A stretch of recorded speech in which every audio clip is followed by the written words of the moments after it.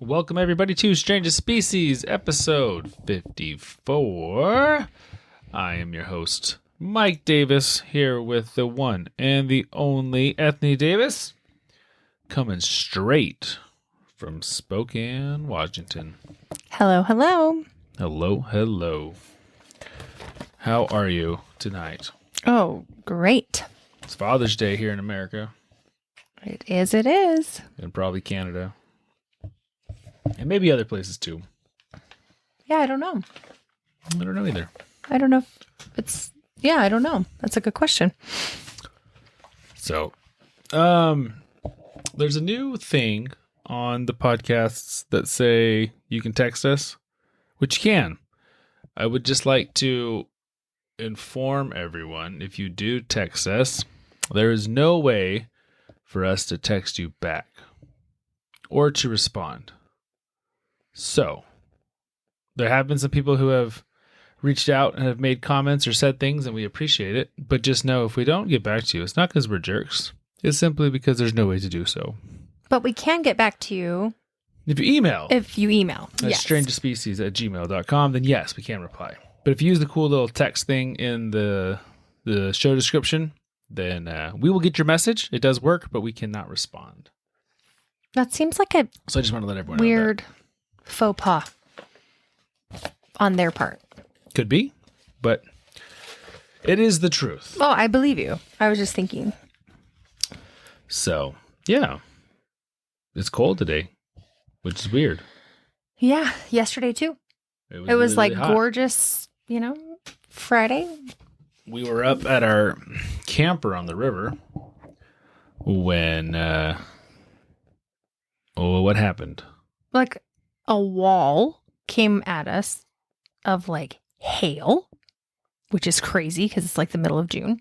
Yeah. It was really kind of fun, but and you could see it coming up the river, and it was a literal wall. Mm-hmm. And I thought it was rain. And as it got closer and closer, we all were running for cover, and it was very much not rain. It was very much hail. They're good sized balls too, and they were probably like a centimeter around. Inside, it sounded, because it's like a tin can, right? It just sounded very loud. It was pretty fun. It was pretty fun. It only lasted a few minutes, but it was big. Yeah, it knocked down a lot of leaves off the trees that were on our table and stuff. It was wild. It was wild. There was a guy there who had just brought in a Camaro and a Corvette, and they were parked there. With no covers. Right. Yeah. And I was like, ooh, glad I don't have nice fancy cars. The one time you're grateful that you don't have a nice fancy car, right? Yeah. And they all seemed fine afterwards. We have been in a hailstorm before up in Canada where it actually did damage our car. Yep. So a little PTSD when it comes to that. Mm-hmm. It damaged our whole wedding reception and all the flowers my mom had bought and everything. Yeah. The gazebo. It was just crazy. Well, then our actual wedding reception blew away in another storm. Yeah. So don't do receptions in Calgary on the foothills. Like, don't do them. Outside. No, not outside. It's a poor choice. Not anytime, really. You're not safe anytime. It was good for the first hour. It was like magical for the first probably hour and a half. And then it was complete mayhem. It literally blew away. Literally tables blowing away, tents. I mean, it was the most memorable wedding reception that a lot of people have ever been to, though. It's the most memorable one I've ever had. But we still have people come up to us and be like, oh, I remember I was at your reception. It was crazy. Anyway. It was crazy. We've but had fun. a lot of weird weather the last probably week. Oh, yeah, we have. So. Our in-laws were making fun of us, so your parents, my in-laws, for yawning on air. Yeah, little do they know that we record super late at night after a very, very busy day. Yeah, So I was actually just asleep and woke up to record. So if I yawn a lot, I'm sorry. I fell asleep in prepping, and then here I am. I was going to say something else, too. Hail. There was something else going on. I don't remember now. I don't know. Oh, we are replacing our deck. Mm-hmm. And so right now, If you walk out on a deck right now, there's no railing. You can walk right off. It's very But tomorrow unsafe. this time, there'll be no deck. Yeah. If you walk out our back door, you're just going to fall 6 feet, 8 Yes, feet. it's not too far where the door is. But It's farther on a on the slant, other side, yeah. So So it'll that should be a exciting. fun adventure. Mm-hmm. Hopefully that goes smoothly. That's all I have to say. Yeah. What do you think we're going to talk about today? You ask me this every week, and I can I never know. think of anything good to say. I just had my script sitting here on the table. You didn't see it? I didn't even look at it. But Hmm. there's like 40 other old scripts, so I just never know if it's old or new, and I don't know. Well, this one's super beat up because I took you to the camper. It looks pretty old. I'm gonna say living in a bunker. I like that. A story about living in a bunker. Yeah. It's not true. It's not right. But I do like it. That's what I thought. I mean, I thought it would be look up good. a bunker story. Mm-hmm. That would be good. That would be good. No bunker today Oh, at all. So as always, if you're new, Ethne doesn't know what we're going to talk about. So she is going to learn right now. But first, I have a question for you, Ethne, my dear. yes. If you could, hypothetically, if I were to ask you, which I am going to ask you, That was very confusing. yes, to hypothetically tell me about the most successful pirate in history. I don't want you to tell me who that is, but just if you could describe like what the most notorious pirate of all time, what would that look like in your brain? I mean, Where do they live? What do they do? Captain Jack Sparrow. Okay. That's like, he's my favorite pirate of all time. It's a good pirate. I love Captain Hook, but I think as far as real pirates, I mean, I am not versed in real pirate names. Right, and that's why I don't want you to try to tell me a name, nor do I even care if you're anywhere Okay. accurate. I just want to know, like, okay, Okay, because so you're not versed in piracy. so what I love about What like do you think of? Captain Jack Sparrow is that it's kind of like, you know, like the best villains, they kind of do good things, but they're doing them maybe for the wrong reasons, or like, We're doing bad things for the right reasons. or they're doing, but they do good things and bad things, so you kind of love them and you kind of hate them. Mm-hmm. Yeah, so like Jack's pretty decent of a guy. I mean, yeah, he's doing things wrong, like stealing ships and, you know, all sorts of stuff, but he's also kind of like saving people's lives and, you know, I don't know. So I think that's why you love him, you know? Yeah. Like and it's also like the sneakiness of a pirate, because maybe if you're charismatic, you can be more sneaky. People will be like, oh, he would never do that. Or, you know, would unsuspecting. Yeah. Those are good qualities of a pirate. Yeah. So, I mean, So the two pirates that you're basing your all-time best pirate on have a common thread, being that they're both Disney characters. well, not really, are they? Yeah, I mean, Peter Pan is not Disney's story. that's true. Original story is not. right. Right. So, no. And I don't even know if Pirates of the Caribbean is a story made by Disney or if it's like a story that they got from, you know what I mean? I'm pretty sure that one is A Disney original story? Yeah.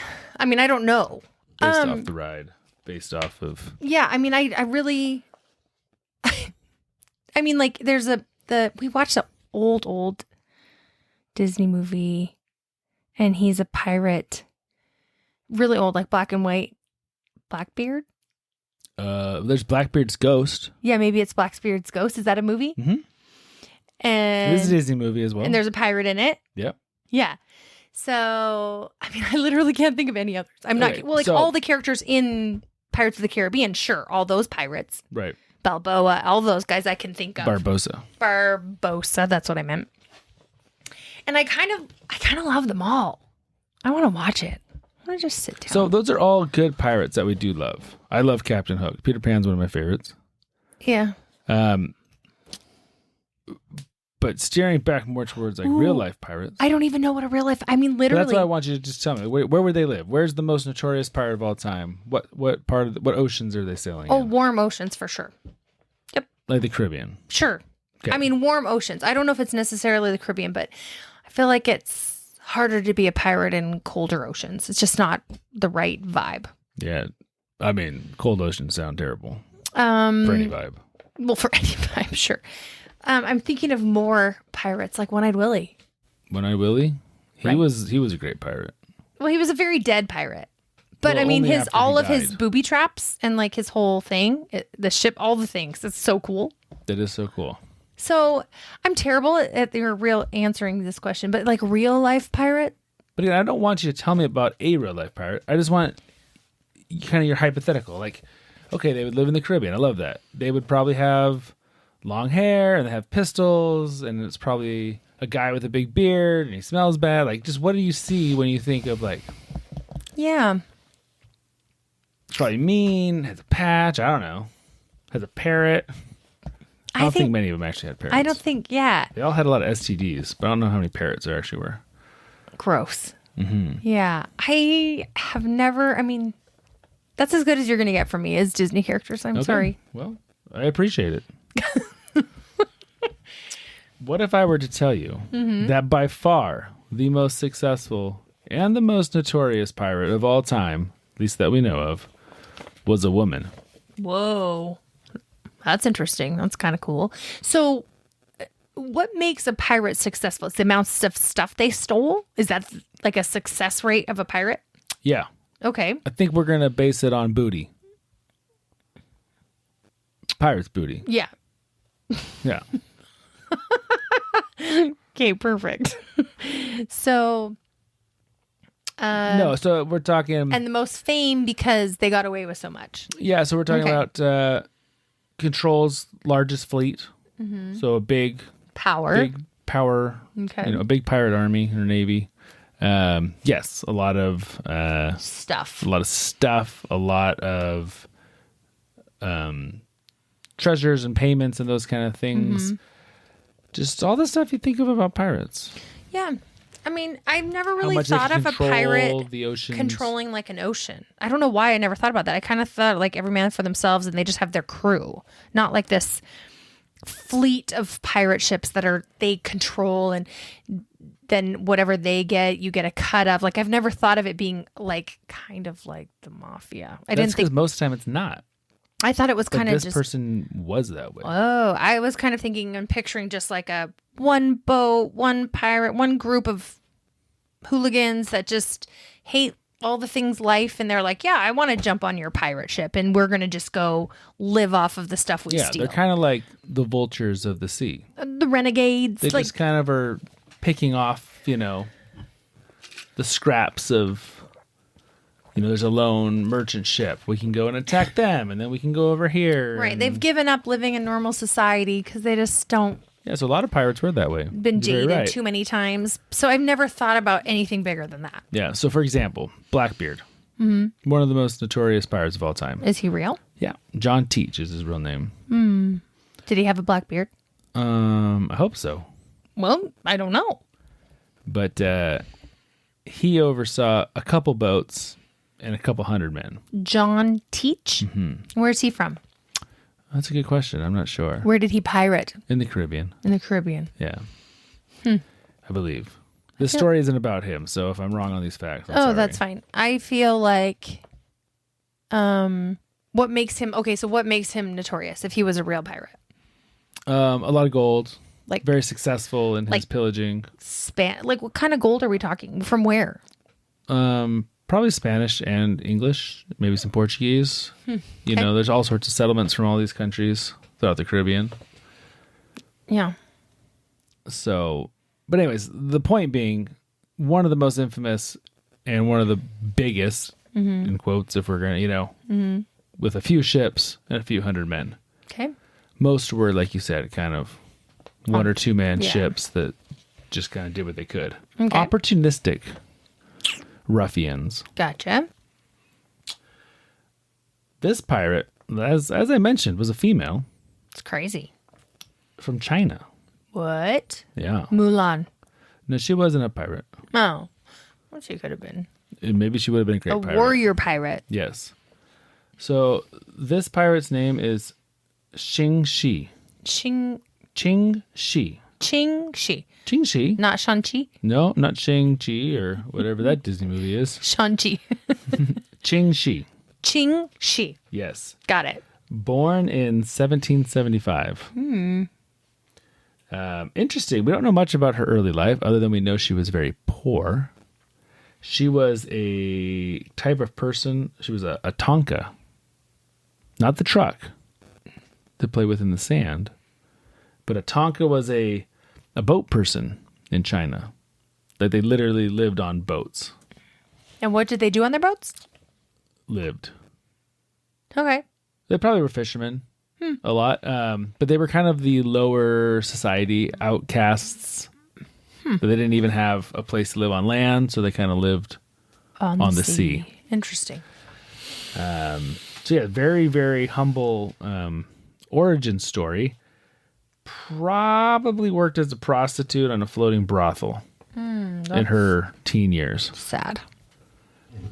But her life takes a dramatic turn in 1801. So how old does that make her? 85, 95, 26 years old? Okay.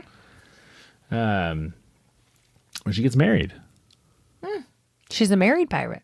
Well, she's not a pirate at this point.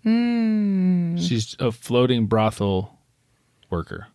But then she got married. To a man by the name of Zhang Yi. Zhang Yi. Yes. I like it. We have Ching Shih marrying Zhang Yi. The names are going to get a little confusing Yeah. without seeing them. But there aren't a lot of them, so that's good. Okay. So, Zhang Yi was a very notorious pirate Oh. and the commander of the Red Flag Fleet. They flew under, guess what? A red flag. I mean, is that the pirate symbol? It was for them. Huh. It wasn't the Jolly Roger. I mean, I thought it was like a here. skull. Yeah, with that's the Jolly Roger. crossbones. Yeah. Nope, this is just a red one. So he came from a well-known family of pirates. That's cool. And he was a prominent pirate. He was like a pirate prince. Ooh, a pirate prince. And he married Ching. Now, I'm very curious as to why he chose to marry Her. her. Yeah, because pirates are kind of like nasty. So did he meet her at the floating place? I don't know. You know, and then was like, "Yep, you would be a good wife." Maybe. But it's I think he saw something in her. That from she would be a acumen. good pirate. Yeah. I think she probably ran maybe the brothel. Or was just, he could tell, like, yes, she's cool. You're an asset.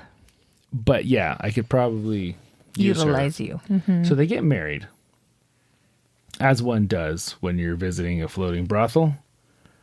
And they kind of instantly become, like, he's already notorious. He's already a good pirate, but she quickly adds to His piracy. yeah, she's good. You know, Okay. behind the scenes, Okay. kind of working.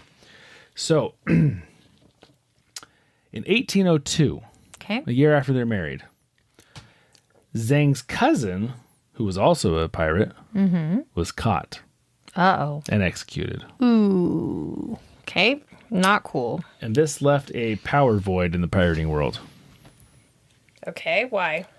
Well, because now he had a crew that Oh, I see. was no longer... Oh, she wanted the crew. I get it. She doesn't take the crew. Oh, But she does use her skills, her superpowers of organization and leadership. And she actually organizes all of these pirates under her husband's command. So she ends up taking, so there were 6 different fleets of Chinese pirates. And she gets them all to sail under the red flag. They still have their own flags, but red's kind of the dominant one. Okay, so the cousin flew under a different flag normally? I think so. Is that what you're... So there's okay. a red flag, a black flag, a Oh. blue flag, Oh. a white flag, a yellow flag, and a purple flag. I thought a white flag was like, I surrender. Like, don't... I'm Apparently not in China. Oh, sounds interesting. Yeah. Yeah. So she gets them, like literally she negotiates with all of these different leaders and kind of says, hey, you know, we could do better if we all sail under my husband and we'll kind of work together. Good for her. And it works. Wow. And they join and become this large group. And essentially they become like the largest navy in the world. But they're a pirate navy. And he's the head of it. Zhang Yi is. The head of the pirate navy. Yep. Huh. Never thought of this. The Chinese pirate navy in the early 1800s. Sounds interesting. Yeah. Okay. So that's a year into marriage. So she's doing good. Yeah. Like he's like, see, I knew I got you for a reason. I picked you. I picked you, and this is going well. So things are going really well for a few years until 1807. Okay. That's 5 years later, when her husband dies. Like he got killed or he just had a heart We problem? think he was lost At overboard in a tsunami. Yikes. That's the going story. Tsunamis are rough. Yes. Okay. But he's gone. Now, this is where it gets a little complicated. Zhang Yi had an adopted son from before they were even married. Did she know about the adopted son? Yes. So his name was Cheng Po Sai or something like that. Okay. We're going to go with Cheng Po. So Zhang Yi, her husband, had adopted / stolen Cheng Po when he was 15. Adopted / stolen? Yeah. Those are two very different things. Well, he stole him and then raised him kind of as his adopted son on the pirate ship. But I feel like at the age of 15, you're going to know that you were stolen and not Sure. like adopted. Yeah. Okay. Essentially, he's like Gamora. Okay. Held against his will and like doesn't really have another option. But raised as... And maybe he had a bad background. I see no story where he fought against this or was angry about this. Like he took it in stride. 'Cause Maybe now he was thought like it was the pirate cool. prince as well. Okay. Maybe he wanted to get out of there. So did he know Xing? The Yes. girl? Ching Shih? Ching. Yes. Okay. So, yeah, I mean, he was around all the Okay. time and stuff. So after her husband dies, she then adopts / marries her adopted stepson. That's confuddling. Yes. Now, there are some rumors they were already kind of dating on the side before he died. But we can't confirm or deny those rumors. Well, at least there's no relation, truly. Yeah, That's my only caveat to that. totally. So they get married. Now, this is a good strategic move on her part. Yeah? Because he was kind of next in line to take over all of the stuff. And she was already the one kind of running all of the stuff. So it kind of secured her place as the head of The pirate navy. the pirate navy. Right. Okay. Because technically it would have gone to him, but she was already running it. So it was like, oh, but you're her. Like, Yeah, I get it. You're the unofficial stepmom? yeah, it's like if I was running a business and the owner died and then it went to like some young person that was technically the owner, but then I married that person and it was like, well, I've already been running this whole thing. And everyone's like, yeah, you're the boss. Well, obviously. and you're way younger too. Yeah. Like he's way younger than her. Yeah. He's not 15 now. No, but I mean, But yes, I'm assuming he's younger than her. like at least 15 years younger, I would yeah, probably guess. 10-ish, 15. Yeah, somewhere in there. Yeah. Okay. So anyways, she's now in charge. Yep. And so to help keep this pirate band together, she implements a code of ethics, Good for her. a pirate code, if one will. Pele.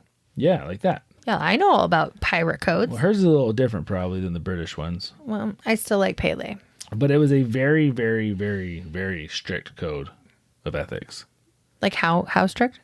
Very, very, very, Oh, perfect. very cubed. Okay, perfect. Strict. And she demanded that everyone obey them. And if they did, then they were rewarded handsomely. And things went really well for them. And if they didn't, Then bad things happened. I slice your throat. Kind of. So we're going to go through a few of them here, okay? Okay, I'm ready. Only Qing could authorize an attack by any of the pirates. Okay. But that's kind of hard when you don't have text somebody and like, hey, attack. It's true. So Okay. everything had to be well orchestrated, Okay. well organized. Unsanctioned attacks were punished by having your head chopped off. That is perfect. So it's fairly to the point. I mean, I think it doesn't get much clearer than that.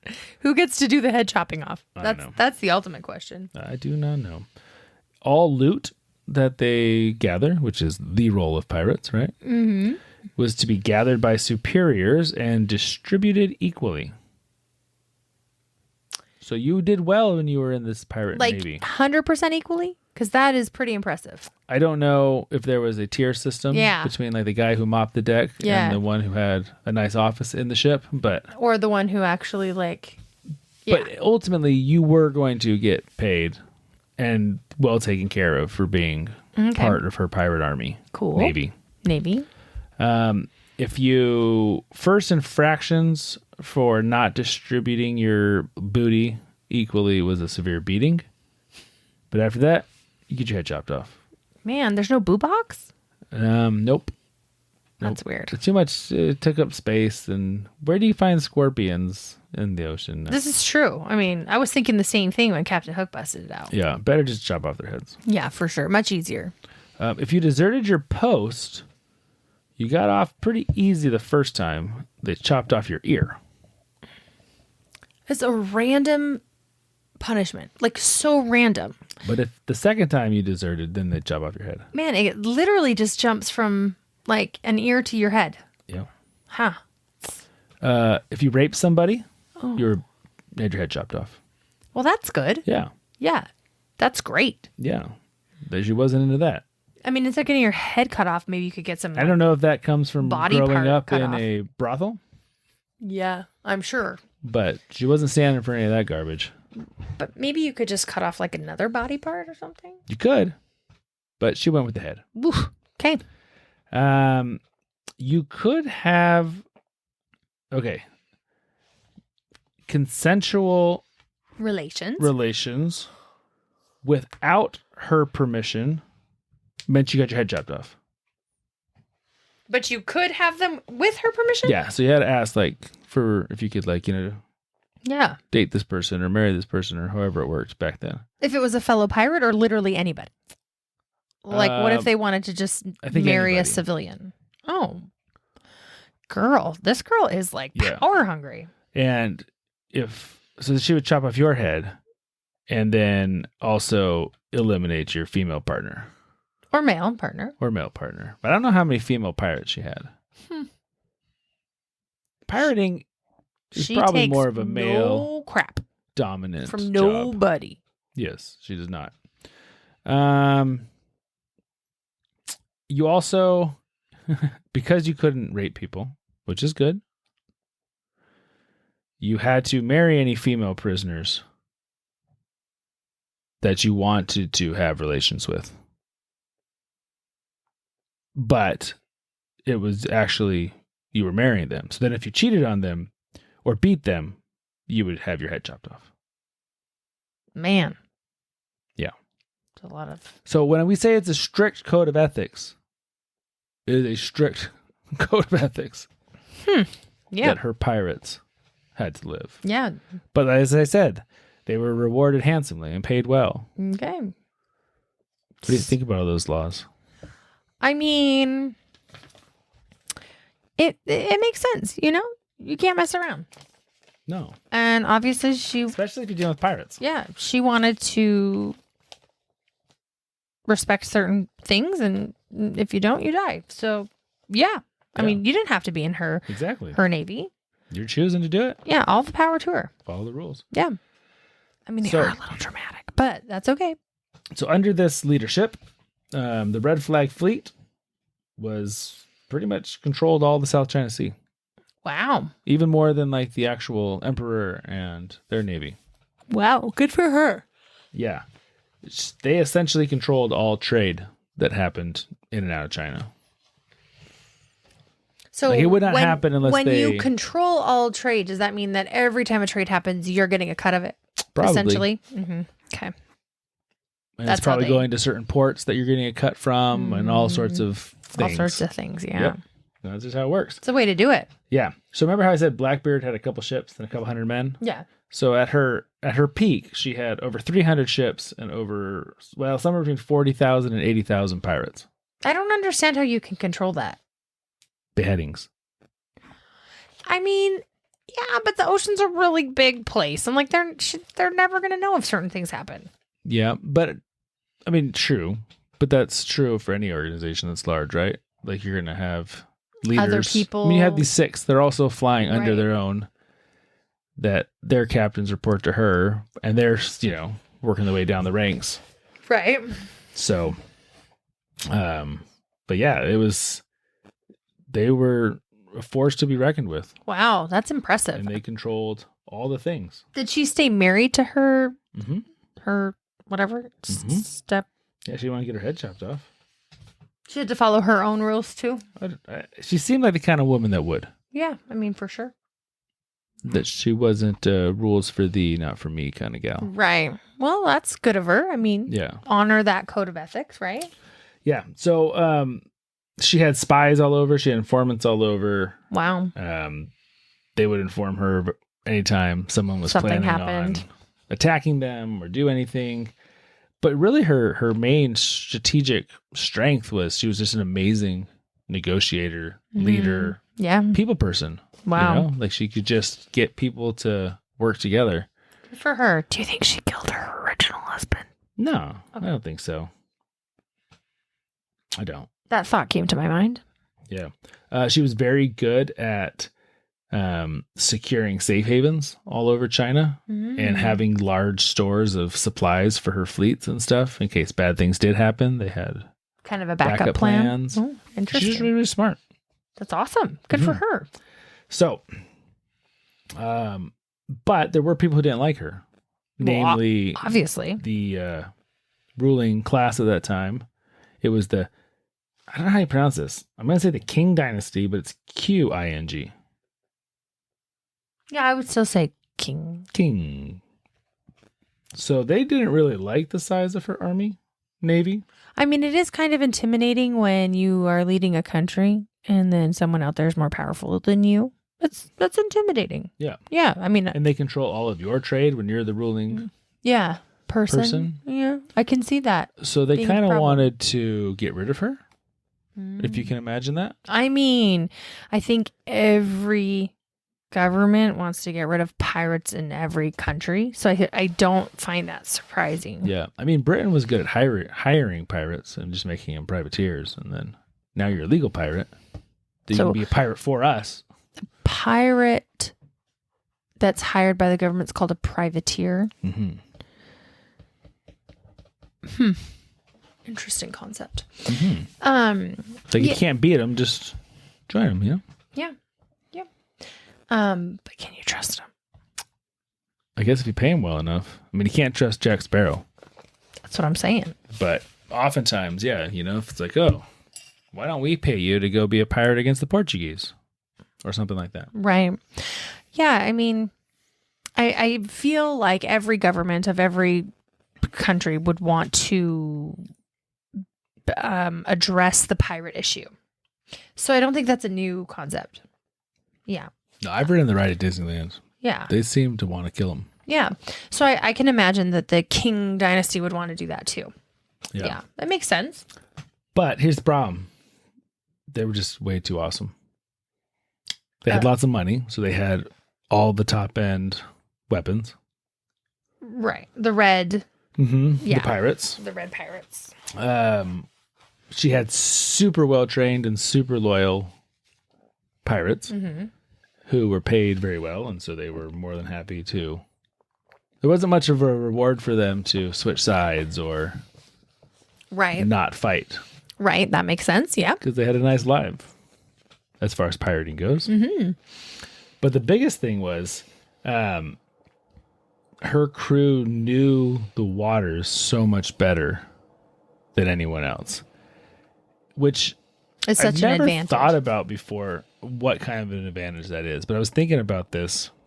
Like, let's say we had to get into a Navy boat war on the Ponderay River. Yeah. That's where our boat is. And it's like, oh, if someone else had never been there before, like you and I know exactly, like, okay, up there's a sandbar. You could run them ashore there. You could, it goes from 140 feet to 8 feet if you just go over by Riley Creek. Within 30 seconds, you lose 100 feet. If you go up by Dover around the bridge, it's going to get really way choppier and windy. Like, just knowing all those little outs. The bay down by Chris's house. It looks beautiful and big. It's like 2 feet deep. It's very shallow, yeah. Like, just having all of that knowledge of knowing the waterways. That's true. It's a huge advantage. Huge. Because I'm sure in the ocean, too, like, there's certain currents that will, help you go faster or slower or, so many ins and outs that they're... I mean, just even the other day, remember when we walked around to that little conservation area? So, normally, this area that Ethne and I walked to is underwater. Because the river that we boat on is technically a reservoir behind a dam, and they hadn't filled it up yet all the way. So we were walking on these areas that normally we can't walk on because they're underwater. And we had the dog with us, and we get around this corner, and there's this tiny little channel of water that looked deep.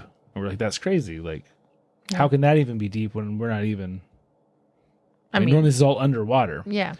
And so he throws a ball to make the dog go and get it. And sure enough, super deep. Like, she's not walking. And so now we're thinking, we could probably take the boat back there, but you'd have to follow this one little channel that we know about now. Yep. But no one else would ever know how to get in and out of there, right? Right. Could kind of almost hide in there because the reeds, would be. So, knowing all these just things. Lots of things. So knowing the waters makes you very hard to catch. Yes. So... the Qing Dynasty over the next few years had a few attempts to take out Qing and her pirate army. So the first attempt was under the control of one Lin Guiliang. You probably remember him from high school Chinese pirate classes. Totally. Yeah. History. Yeah, I'd never heard of him. We don't really do a lot of Chinese history. Do you guys do much Asian history? I feel like I do remember China. Yes. In Canada. Canada, that's the place? Yep, we did. I mean, we talk a little bit about world history from everywhere, but no, I couldn't tell you much about any of the dynasties or anything. We definitely talk about it. So they attacked with 35 ships. Oh, doesn't seem like very many. It wasn't enough. Yeah. They lost. Shocking. Yeah. So that was attempt number 1. So then the Qing Dynasty came back, sent another attack under the command of Sun Quaman, or something like that. Okay. He attacked with 100 ships. Nice. Still lost. I mean, yes. So then they got smart, the Qing Dynasty, and they realized not only is this trade affecting us, it's also affecting our trade partners. Okay. So they convinced the Portuguese Navy to join them in a fight against the Red Flag Fleet. I see. I mean, that's a good idea. Yeah. So the Qing Dynasty ambushed the Red Flag Fleet in a harbor. And then the Portuguese army kind of set up a perimeter all around the bay so that they couldn't escape. Kind of boxed them in, if one will. That's a good idea. For 3 months. That's rough. That is rough. Yeah. But in the end, guess who still won? Oh, wow. The pirates? The pirates. How? They're just better at all the things. You're not going to really tell me how? I don't really know how. Oh. Other than they fought with the strength of many dragons. Okay. Perfect. Yeah. But no, they did. They beat them. Basically, out of her strategic brilliance and their superior knowledge and weaponry. I mean, that makes sense. Yeah. So they win. So this is in 1809, this last battle. Okay. It was called the Battle of the Tiger's Mouth. Ooh, did the bay look like a tiger's mouth, maybe? Maybe there's the Tiger River, or yeah, I'm not sure. Okay. But after that, in 1810, the Qing Dynasty decides, you know what? We're kind of getting really sick of this. And all of our trading partners are getting really sick of this. We should probably figure out a way to end this. But fighting's not the way to do that. So they made it privateering? Yeah, no. So they go to her, and she kind of realizes the same thing. Like, yeah, we keep winning, but this isn't good for business. Like, I'm losing men, we're losing ships, I have to repair ships.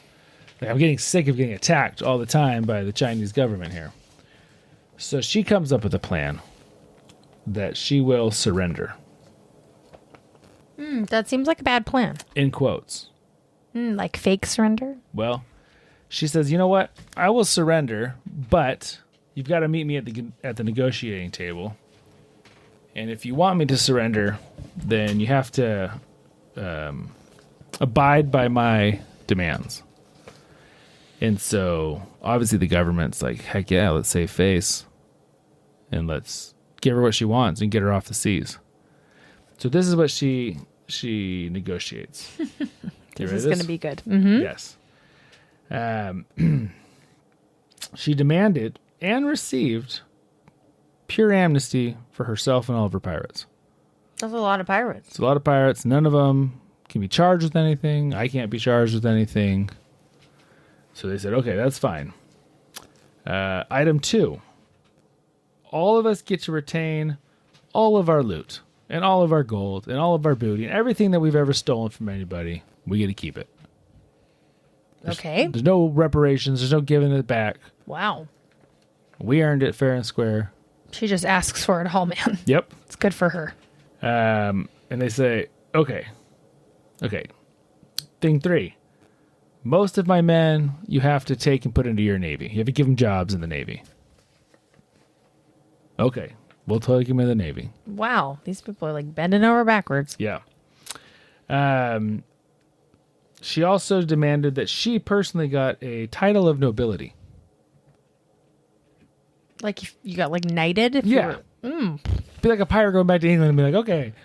But yeah, I'm going to be knighted. And you have to give me like a castle. This is very audacious. Yeah. Audacity? Audacious? Audacious, you got it. Okay. And she gets to keep a small fleet of ships and sailors, just in case, She decides to be a pirate again? Yeah. She's got to keep her And they options said yes open. to that too? Yeah. So. Are you serious? So this surrender that she negotiates really is just her like mega retirement plan. Yeah. That's a really good idea. It was a good deal for her and all of her people. Did they listen? Yeah. So just like that, she hangs it up. She probably was done with pirate life anyway. Probably. I mean, she's probably getting older at this point. Yeah, she's probably like, I mean, she's not that old, but life as a pirate is not. No. I think of all the beheadings and It's just a lot. all the pillaging and burning. And Yeah. it's a lot. Yeah. So she was born in what, 1776? And this is in 1810. So that's 86, 96, 06. So she's almost 40. Is that right? It sounds right. Yep. Yeah, so she's not old by any means. No, but but she's done. But she's done being a pirate. Just ready a to different settle down. change of career. With her adopted stepson husband. Yeah, and just like live her good life off of her looting.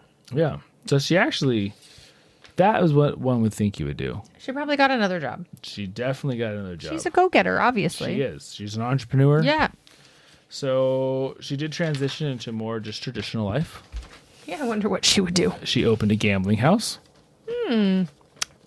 Fits came right full in. circle, you know? Yeah, fits right in with the pirate life. And became a super respected member of the community. Yeah, is gambling like a super respected thing in the community? I mean, think about like the owners of big casinos in Vegas, you know? I'm sure they're well respected members of the community. They do a lot for the community. Philanthropic, adventures. Off of, Putting money back into things. off of everyone's gambling addictions? Yeah. Yeah, that's perfect. Well, Very honorable. that's Good what she member of was. society. She went from a feared, ruthless pirate to a successful businesswoman. Yeah, totally. I mean, that's exactly what I would think was your second job career change if you're going to go from pirate queen to, gambling goddess. Gambling goddess. I like that. Yeah, it just came out. It was good. Yeah. It's good alliteration. Thank you. she went on to do that until 1844. She didn't die until 1844. So Wow. that was another 34 years of just like, okay, well, I'm not a pirate anymore. I mean, she's Now roundabout Mr. Rich. taking, but she's roundabout taking all their money, all people's money anyway. Yeah, well, nothing wrong with that. If people are dumb enough to do it. Oh, wow. So, but yeah, that is the story of I like it. Ching Shih, Ching Shih. or Madam Ching, as she came to be known. Madam Ching. Yeah, that's pretty cool. The most successful pirate of all time. So then I want to know, what is the Chinese Ocean like? Like the China Sea. Like, what is that like? Temperature-wise and like, animal. I don't know. I don't know. Like, what do you, obviously tsunamis and stuff like that. But anyway, I was just curious. Like, it's probably cold water, I would imagine. I mean, Most, water is cold. well, could be. Most, eastern shores are warmer. And most western shores are colder, based on the currents of the oceans. Right.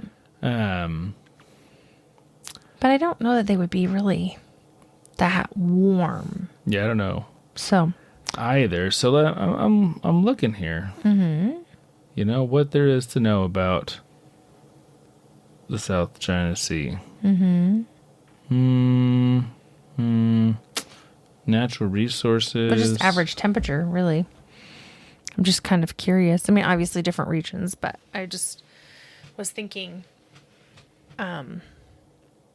compared to the Caribbean, what that might look like. Because I feel like China has very cold winters and stuff, And so, I mean, that would be a hard pirate life, right?